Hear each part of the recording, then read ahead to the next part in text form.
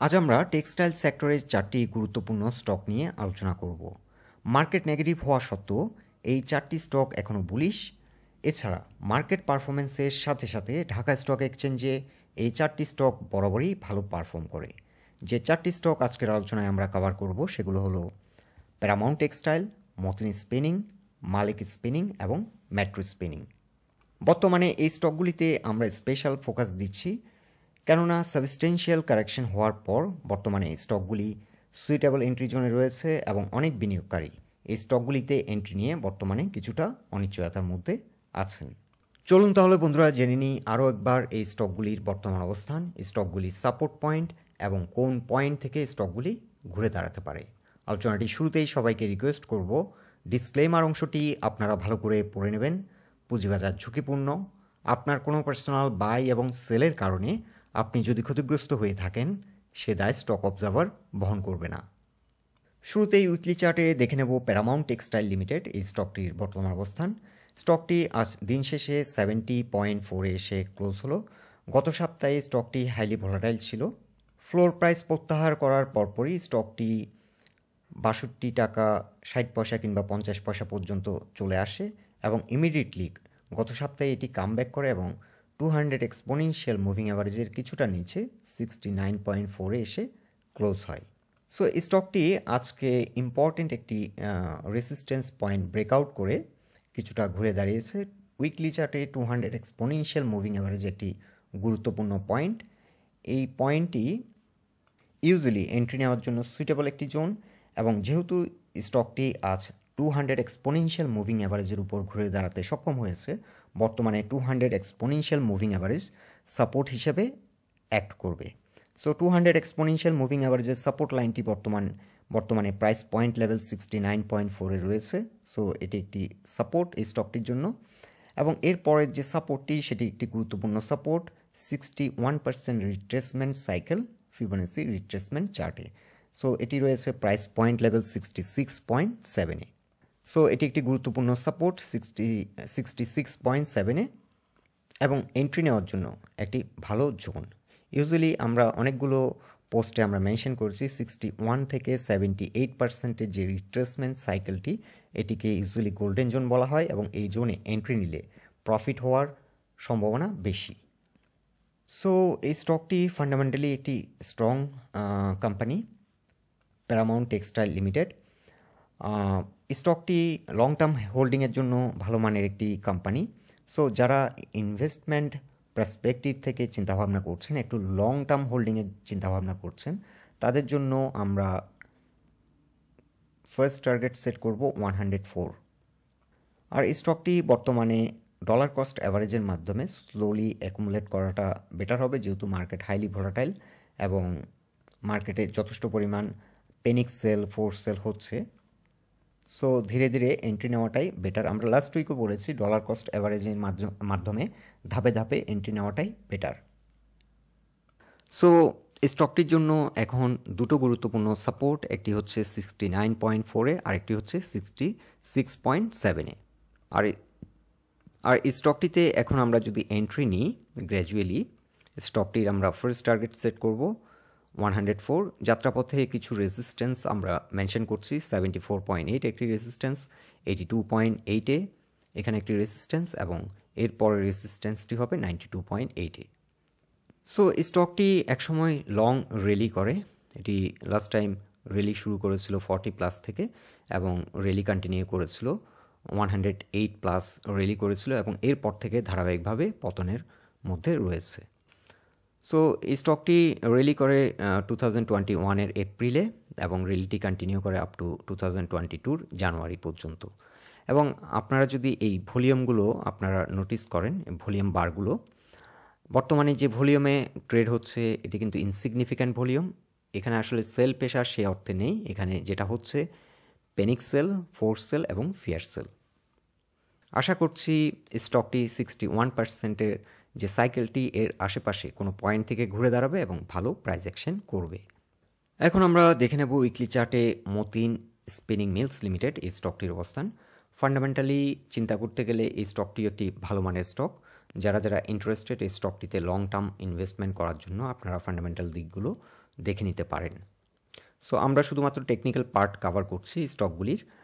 So technically স্টকটি একটি গুরুত্বপূর্ণ support আমরা লাস্ট টাইম মেনশন করেছিলাম 47.7, এখানে রয়েছে ফিবোনাচি রিট্রেসমেন্ট চার্টে 61%-এর রিট্রেসমেন্ট সাইকেল। সো এই সাপোর্ট থেকে কিছুটা নিচে নেমে আজ দিন শেষে 45.3-তে এসে ক্লোজ হলো। সো এই স্টকটি এখন বর্তমানে আরেকটি সাপোর্ট পয়েন্ট রয়েছে 43, এখানে রয়েছে প্রাইস পয়েন্ট সাপোর্ট। আশা করছি স্টকটি এই সপ্তাহে এই জোন 43 কিংবা 45 এই জোনের আশেপাশে কোনো একটা পয়েন্ট থেকে ঘুরে দাঁড়াবে এবং 47-এর উপর যদি কামব্যাক করে 48-এর উপর যদি ঘুরে দাঁড়াতে সক্ষম হয় তাহলে স্টকটি নতুন করে আবার এন্ট্রি নেওয়া যায়, অথবা যারা লং টার্ম চিন্তাভাবনা করছেন তারা এই জোনে ডলার কস্ট অ্যাভারেজের মাধ্যমে ধাপে ধাপে কিছু সময় নিয়ে স্টকটি অ্যাকুমুলেট করতে পারেন। সো এন্ট্রি নেওয়ার জন্য এখন বর্তমানে গোল্ডেন জোনে রয়েছে 61% থেকে 78% সাইকেলের মধ্যে, এবং এটি একটি সুইটেবল জোন এন্ট্রি নেওয়ার জন্য, এবং এই স্টকটি কিছুদিন হোল্ড করলে ভালো ক্যাপিটাল গেইন আসতে পারে।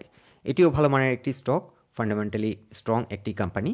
সো লং টার্ম হোল্ডিংয়ের জন্য একটি ভালো স্টক, এবং যারা লং টার্ম চিন্তাভাবনা করছেন তাদের জন্য ফার্স্ট টার্গেট আমরা সেট করব 78 থেকে 80, আর যারা একটু শর্ট টার্ম চিন্তাভাবনা করছেন ফার্স্ট টার্গেট হতে পারে 62 এবং সেকেন্ড টার্গেট হতে পারে 80। সো স্টকটিও কিন্তু 2020 থেকে র্যালি কন্টিনিউ করে, এবং র্যালিটি কন্টিনিউ করে আপ টু 2022 সেপ্টেম্বর পর্যন্ত।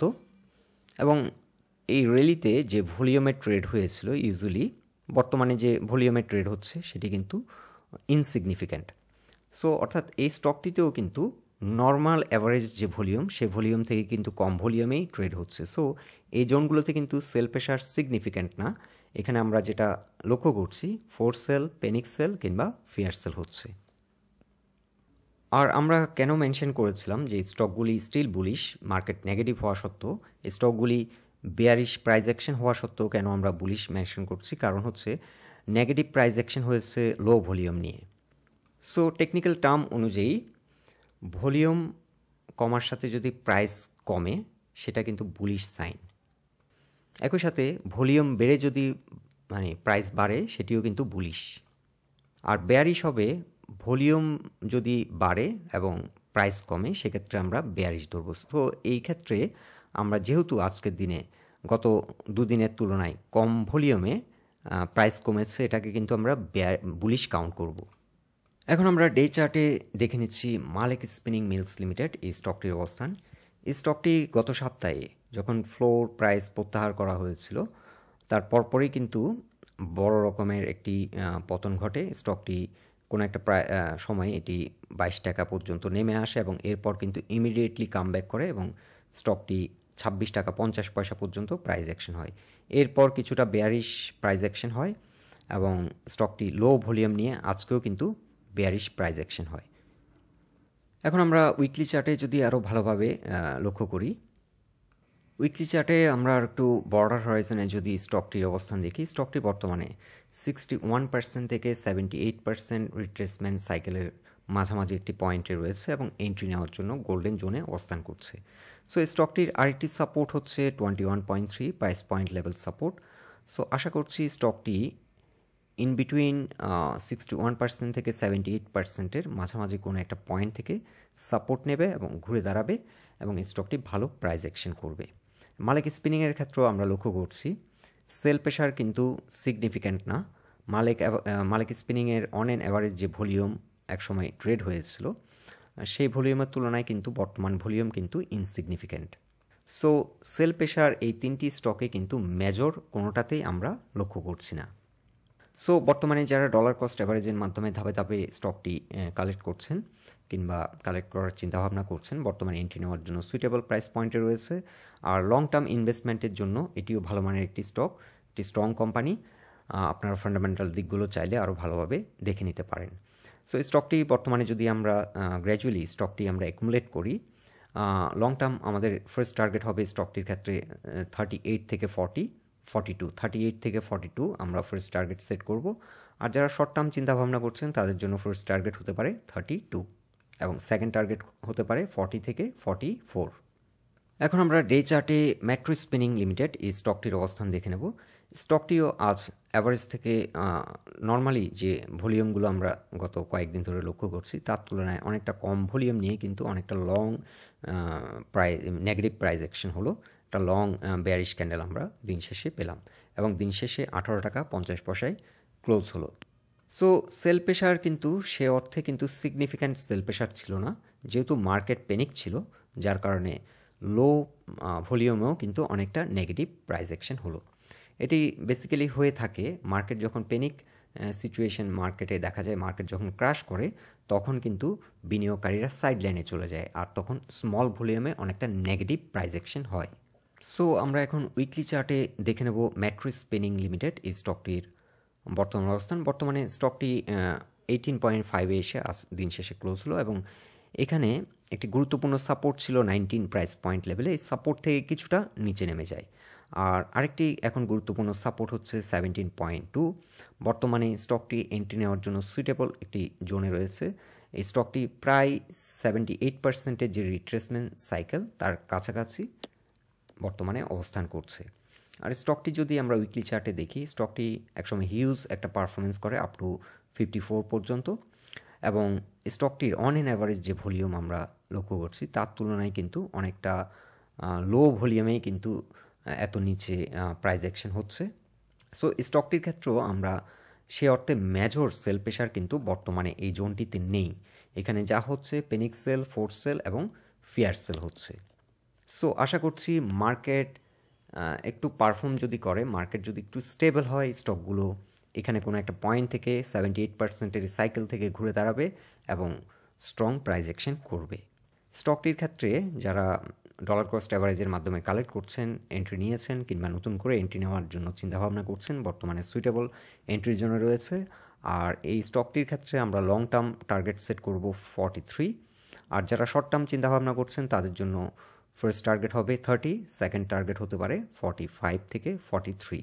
সো স্টকটির জন্য এখন গুরুত্বপূর্ণ সাপোর্ট হচ্ছে 17.2। সেল প্রেশার সিগনিফিক্যান্ট আমরা তেমন একটা লক্ষ্য করছি না।